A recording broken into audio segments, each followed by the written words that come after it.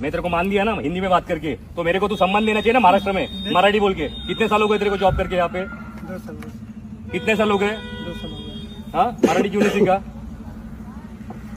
मराठी का नाही येत तुला? शिकेगा सर। कधी शिकणार? कधी शिकणार मराठी? हा, नाव दाखव जरा. ब्रिजेश कुमार गुप्ता. हा छत्रपतींचे फोटो काढताना हा व्यक्ती कुठे, हा वसई फोर्टला असतो बरोबर, सिक्युरिटी गार्ड. हा आपल्यासारख्या मराठ्यांना फोटो काढताना थांबवतोय.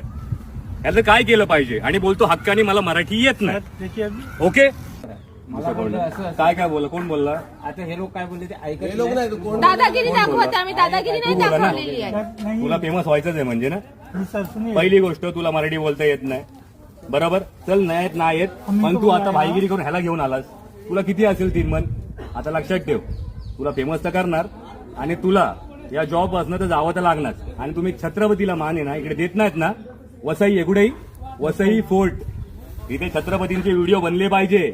गड कशी तुटली, कपल काय करतात इथे, कुठचे कपल आपल्या आई बहिणी बरोबर येतात तर ठीक आहे मानतो मी, पण आलतू फालतू कपल येतात तेव्हा तुमचे डोळे फुटतात. काय फुटतात? छत्रपती कळतो का तुम्हाला? छत्रपती कळतो? थांबवायचं नाही छत्रपतींना. तुम्ही कशाला आलात साहेब? फालतूगिरी करतोय आणि विचारायला आलात? कोणी काय फालतूगिरी बोलला? करतोय. कपडे घालून काय दारू पितात तिथे मुलं? नहीं सर। नाही ना. मग इज्जत मध्ये मान सन्मान द्यायचा छत्रपतींना आणि मराठी उद्यापासून शिकून यायचं. त्याशिवाय इकडे यायचं नाही आमच्याकडे.